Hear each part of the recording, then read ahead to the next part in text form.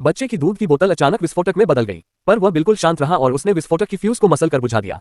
फिर जोर से चिल्लाकर बम के धमाके की नकल की और बिजली की गति से एक कोने में छिप गया।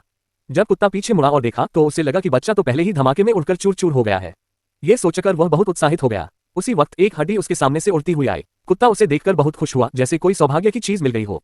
बिना कुछ सोचे उसने अपनी नन्ही सी जीभ से उस पर काट लिया, पर उसे यह बिल्कुल अंदाजा नहीं था कि उस हड्डी के दूसरे सिरे पर अभी भी जलती हुई फ्यूज लगी हुई है। जब तक कुत्ता कुछ समझ पाता, एक जोरदार धमाका हुआ जो जैसे सब कुछ तबाह कर देने वाला था। सौभाग्य से धमाका किसी की जान नहीं ले पाया, क्योंकि वह एक सुरक्षात्मक बम था। थोड़ी देर बाद बच्चा धीरे धीरे रेंगता हुआ पास आया, लेकिन ये देख कुत्ता डर के मारे कांपने लगा। उसे लगा बच्चा मरकर वापस भूत बन गया है और अब बदला लेने आया है। मजाक उड़ाए जाने से कुत्ते को गुस्सा आ गया और उसने एक नई योजना बनाई। उसने टॉयलेट का प्लंजर छत पर चढ़ा दिया, फिर चुपके से चढ़कर एक हुक बच्चे की पीठ पर टांग दिया। हुक से बंधी रस्सी को उसने मांस पीसने वाली मशीन से जोड़ दिया। लेकिन जब ये जीवन मरण का संकट आया तो बच्चा चुपके से वो हुक कुत्ते की पीठ पर टांग देता है। कुछ न जानने वाला कुत्ता मशीन को चालू करता है, अगले ही पल रस्सी तेजी से सिकुड़ने लगती है। चाहे वो कितना भी छटपटाया, कुछ काम नहीं आया। अंत में कुत्ते को मांस की टिक्की में पीस दिया गया।